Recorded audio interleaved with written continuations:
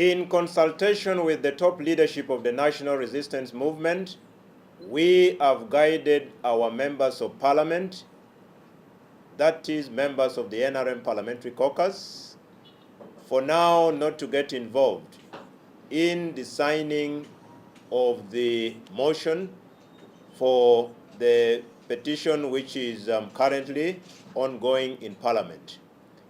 We are consulting internally, and the consultation and engagement is aimed at determining the processes that were arrived at, the legal requirements that was invoked for purposes of ensuring that this particular subject matter was in the budget of Parliament. So for now, we have guided our members that in the circumstances, we do not participate in the ongoing process.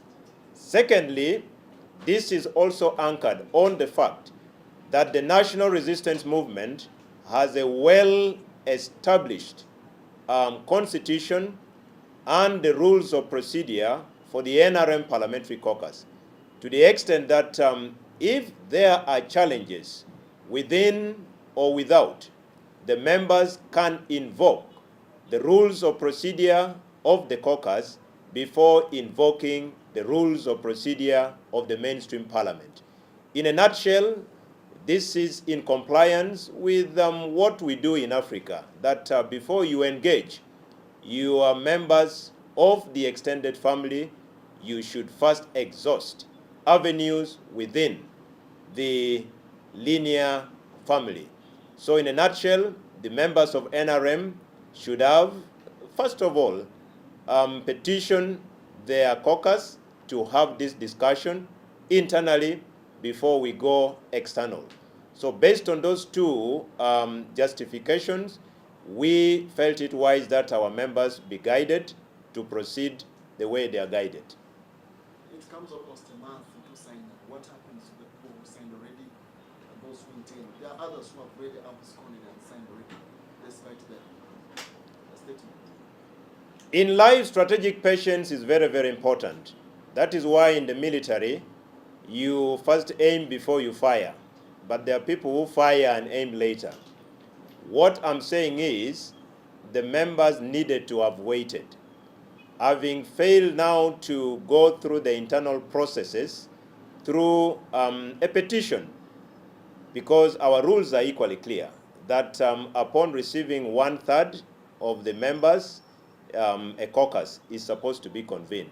As I speak, I've not received such, although I chair the biggest caucus in Parliament. So that said, the members who have signed, I will also have to seek for further guidance from the top leadership of the party, because under the party constitution, there is a code of conduct that guides the behaviors of all members of the party. I may not have mandate over executing what is in the code of conduct, but I can only consult with the top leadership or the leaders that are above me who have the mandate under the NRM constitution to invoke that provision on the code of conduct of members. Honorable, you say you have a position for members not to sign. You said you consulted.